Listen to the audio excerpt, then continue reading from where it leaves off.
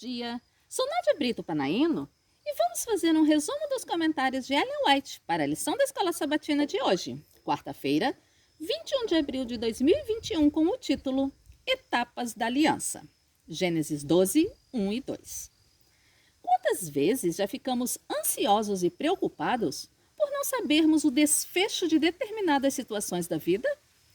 Porém, precisamos entender que, como filhos de um Deus que está no comando de tudo, estamos aqui nesta terra apenas de passagem.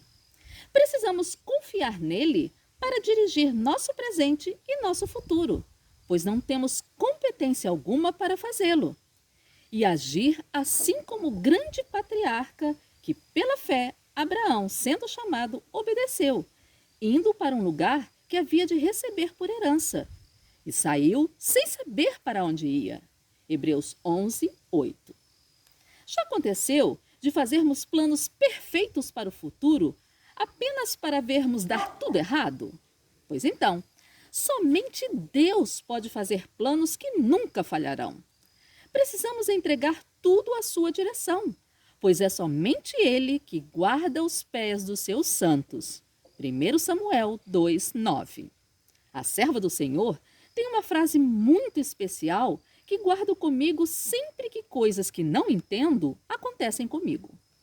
Deus não conduz jamais seus filhos de maneira diferente da que eles escolheriam se pudessem ver o fim desde o princípio e discernir a glória do propósito que estão realizando como seus colaboradores.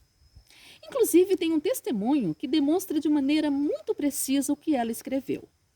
Na metade da década de 90, prestei um concurso público para a Prefeitura do Rio de Janeiro.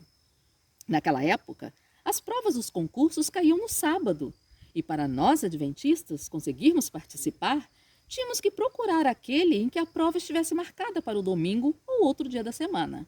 E foi o que aconteceu com este concurso específico. Era um dos melhores da minha área, e acertei 88% da prova. Porém, por alguma razão, a prova foi anulada e remarcada para o sábado.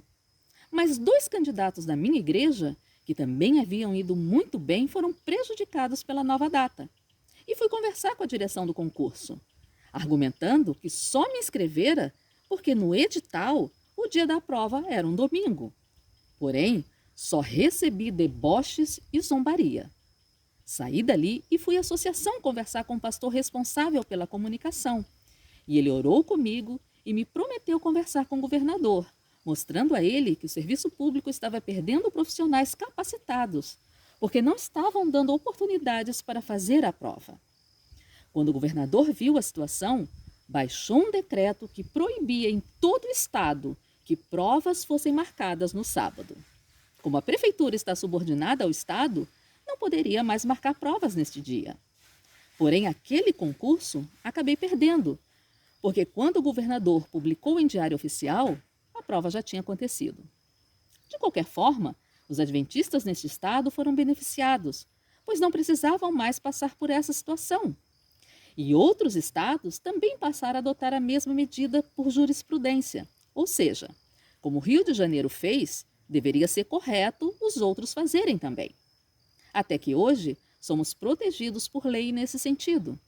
Sabemos que isso não durará muito tempo, porém, enquanto temos tempo, podemos entrar no serviço público, nas universidades e em vários lugares que Deus determinar. Porém, na época, eu perguntava a Deus: Senhor, agradeço porque, através da minha experiência, muitos poderão ser beneficiados, mas continuo desempregada. Isso é justo? Pois bem, no ano seguinte, o Estado abriu 2 concursos e passei muito bem nos 2. Não eram tão bons quanto o da prefeitura, mas somando os 2, o salário chegava perto. Agora, o interessante vem a seguir.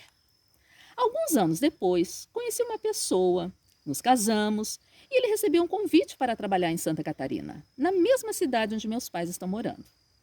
Então fui conversar com a governadora, e isso foi outro milagre que não dá para contar aqui. Deus colocou o chefe de gabinete dela em meu caminho, que disse que eu tinha direito de acompanhar o cônjuge, segundo o Estatuto do Servidor Público, mas deveria provar que o Estado de Santa Catarina tinha interesse. Consegui isso através do falecido pastor Anísio Chagas. E então fizemos uma sessão e posterior permuta com Santa Catarina, onde moro atualmente. Mas querem saber por que isso foi possível? Porque sou servidora do Estado e não da Prefeitura. Lembram aquele concurso que perdi porque a prova foi remarcada para o sábado? Se aquilo não tivesse acontecido e tivesse entrado na Prefeitura, eu jamais conseguiria sair do Rio de Janeiro. Portanto, hoje agradeço a Deus todos os dias, porque aquela prova foi remarcada para o sábado, como bem escreveu Ellen White. Se Deus me perguntasse o que eu preferiria e me mostrasse o futuro, eu iria preferir 1000 vezes ganhar menos, mas conseguir sair do Rio de Janeiro e morar nesse sítio maravilhoso em que moro hoje. E desde então, ainda ajudei meus irmãos que tanto queriam fazer uma prova para conseguir um emprego ou fazer um curso superior ou técnico. Isso não é fantástico? Isso se chama confiança, que aprendi a depositar em meu Pai Celestial. Fui abençoada e, através da minha experiência, ainda abençoei outros. Este é o plano de Deus. E foi essa a aliança que Deus fez com Abraão. Confie em mim, porque sei exatamente do que você precisa, do que você mais gosta e do que você mais deseja nesta vida. E vou lhe dar tudo isso, que for para o seu bem e o bem das nações ao seu redor. Isso se chama bênçãos.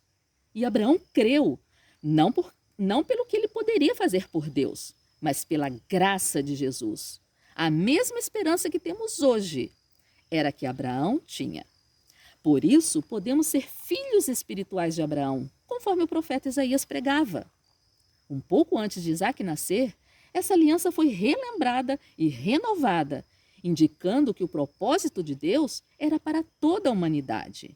Nele serão benditas todas as nações da terra. Gênesis 18, 18. E isso foi reafirmado mais tarde. Por meio dos seus descendentes, eu abençoarei todas as nações do mundo. Gênesis 22, 18. Em momento algum, Deus disse que suas bênçãos se limitariam apenas a um povo, no caso, aos israelitas ou aos judeus. Os descendentes próximos de Abraão conheciam esse propósito de Deus. Lembram de Jacó e sua família que desceram ao Egito e este patriarca abençoou o faraó? Gênesis 47, 7? A libertação dos hebreus do Egito, séculos depois, tinha como objetivo que, através deles, o nome de Deus fosse anunciado em toda a terra. Êxodo 9, 16. Se os israelitas obedecessem às instruções do Senhor, seriam o povo mais inteligente de todos, para que os demais, ao vê-los, desejassem também fazer parte do povo de Deus e, assim, cumprissem seu plano para todas as nações da terra. Gênesis 22, 18. E hoje, precisamos cumprir este mesmo propósito de Deus. Que Ele abençoe a todos e até amanhã.